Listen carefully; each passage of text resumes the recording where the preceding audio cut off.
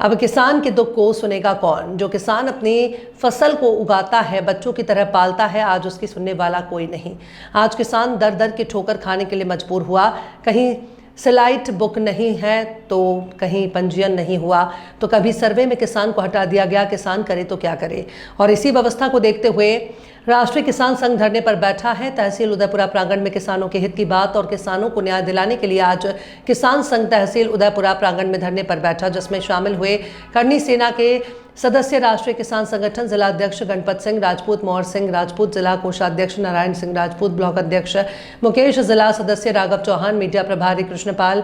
इन सभी ने किसानों के लिए लड़ाई लड़ने का संकल्प लिया और तहसील प्रांगण में धरने पर बैठने के लिए मजबूर हुए। आज सरकार किसान की सुनने को तैयार ही नहीं। कभी डीजल नहीं तो कभी पेट्रोल नहीं तो कभी यूरिया नहीं, और अगर उपलब्ध है भी तो लाइन में लगे पंजीयन की लाइन, कभी स्लाइड बुक करने की लाइन। तहसील के चक्कर लगा लगा कर किसान परेशान है। दबंग इंडिया 24 न्यूज से संवाददाता मनोज शर्मा की खास खबर। दाद जी, आपका नाम क्या है? तुलसीराम विश्वकर्मा। आप तहसील प्रांगण में किस विषय को लेकर आज धरने पर बैठे? हमारी बस्ती में धौलपुर में सबकी लेटरिंगें बन गई, 4-4, 6-6 मकान मिल गए। जी। मैं 12 साल से चक्कर काट रहा, मेरी कोई सुनाई नहीं। अच्छा। हर काम को कोई भी अगर BPL को कार्ड बनवा तो हमें 2000 चाहिए। अच्छा, फिर पंडित जी हमसे मैं बताऊँ तो 15 फीट जगह खरीदी मैंने कोली बेच के, 65 बाई चौड़ी और 90 गहरी, 15 फीट जगह दे तो जहाँ जाने वहाँ चलिए।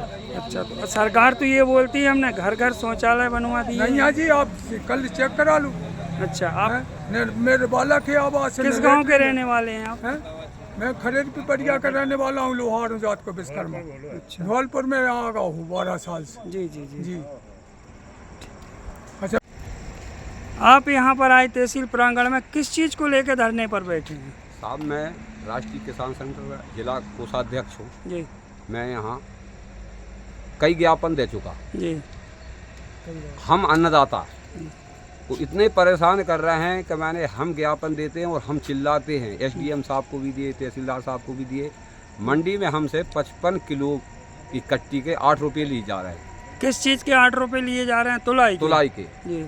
और तुलाई में हिमालों से पूछते, हिमालों को देते हुए 5 रुपये, 3 रुपये हमको हमारे एक्स्ट्रा ले रहे हैं। जी। और वे 1 रुपये कितने देते हैं? 1 कुंटल के हमसे ले रहे हैं 1 कुंटल 10 किलो, जब 16 रुपये ले रहे हैं।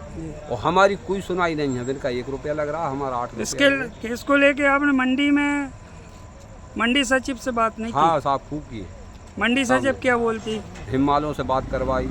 नहीं साहब, वो सब मंडी में ऐसा ही चलेगा। वो तो जैसे बोलते हैं। मतलब ये कौन बोलता है? मंडी सचिव। मंडी सचिव। अब अगर आपको यहाँ पर तहसील प्रांगण में न्याय नहीं मिलता तो ये धरना अनिश्चितकालीन रहेगा या इसको खत्म रहेगा जी, रहेगा।